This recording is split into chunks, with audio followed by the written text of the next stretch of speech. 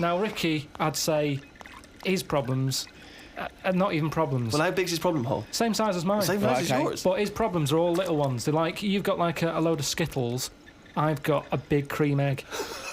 If you decided to sign up to the float tank idea, okay, you can design your perfect life. But I'd prefer not to know I'm doing it. No, you won't know. But I want to ask know. this question. Imagine Ricky and I are the doctors, okay? We can put you in this tank.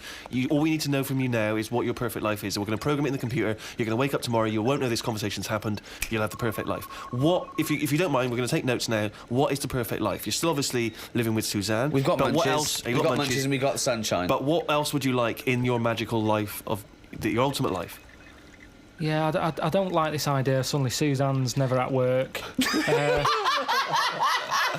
I just think you need a bit of the badness to have the goodness. Right. But the difference is, when I next get British Gas round, they go, "Oh, Mr. Pilkington, yes, oh my God! the boiler so is he'd like fixed." to have a virtual life, so his boiler's fixed. So your boiler still goes wrong in your dream, but it gets fixed. But you don't even need a boiler.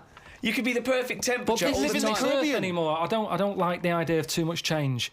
I don't want that much of a change. But you won't realise, it won't feel like change. Yeah, but it's that old chestnut, isn't it? It's the thing of like, what's my problem then? You've got the problem gene in your head. You've got to fill it with a problem. Yeah, he's not a geneticist. Got the problem hole in your head.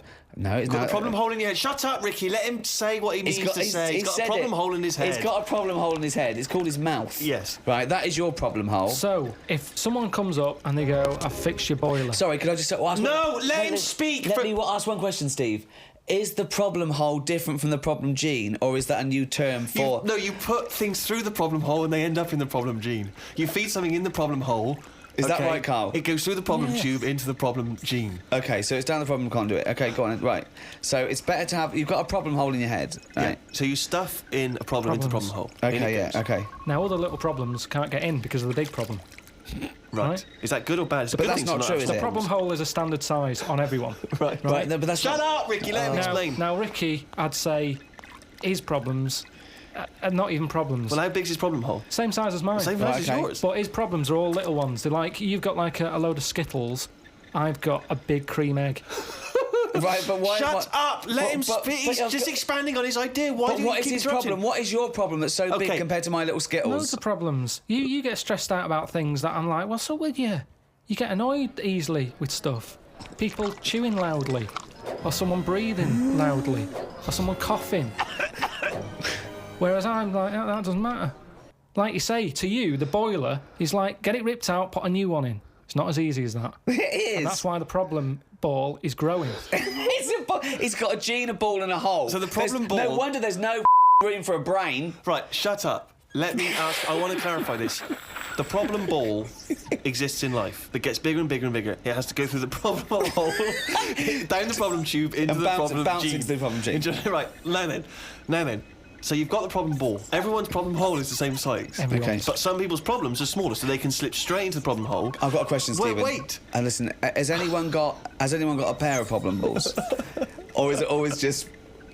Can ladies have a pair of problem balls? No, because Hitler had one problem ball, didn't he? But could anyone ever have a pair of problem balls, is my question to you. And some people's problem balls are much bigger than another man's. Or another woman's, right? Yeah, Right. depending on the problem. So you could have you could have a pair of problem balls and one problem hole. The way I'm saying it... Supposing I came to you and said, listen... but a man starving in a foreign country might have huge problem balls. He might have, but if I went to a doctor and said, I've got a problem hole, and the doctor said, well, let me see it, and he said, well, let me see your problem hole, and hanging down in front of my problem hole was a huge pair of problem balls, what would he treat first, is my question. Well, would he look into the problem hole? He said, he'd say, take your problem genes off. Right? I want to see your problem hole clearly. But he would put his hand or his finger into the problem hole to try and remove the problem ball, wouldn't he? He could feel the problem balls, but he'd have to insert his finger into the problem hole, wouldn't he? Right. Okay, so Karl, go on then. I'll just get in a tank.